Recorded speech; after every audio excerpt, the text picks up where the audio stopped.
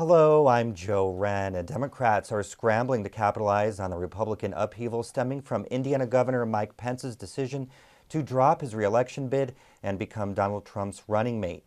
The Democratic Governors Association is giving $500,000 to John Gregg's campaign to become Indiana's next governor.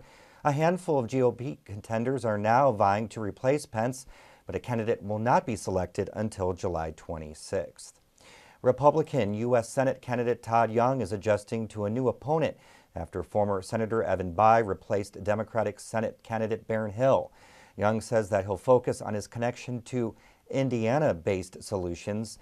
That's a not-so-subtle nod to the fact that Evan Bayh has lived, at least in part, in Washington, D.C. But Young says this race is different because he says he's running against someone who voted for Obamacare, who's never had to stand to account for Obamacare. And Indiana's Department of Child Services says it's doing all it can to comply with caseload requirements in state law and that a court can't order it to do more. Caseworker Mary Price oversees 43 children. The ACLU of Indiana sued DCS on Price's behalf, trying to force the agency to hire more caseworkers. We haven't had any evidence in this case. This case was dismissed on our complaint.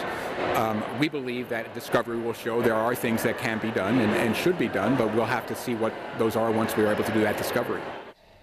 In front of the Court of Appeals, the attorney for DCS argued that even if Price can sue, DCS is already doing everything it can to meet the standards. And now a quick check of the forecast for tonight. A slight chance of thunderstorms, lows down to 70, and much warmer in the 5-day forecast, though sunny on Thursday, 90, 93 by Friday.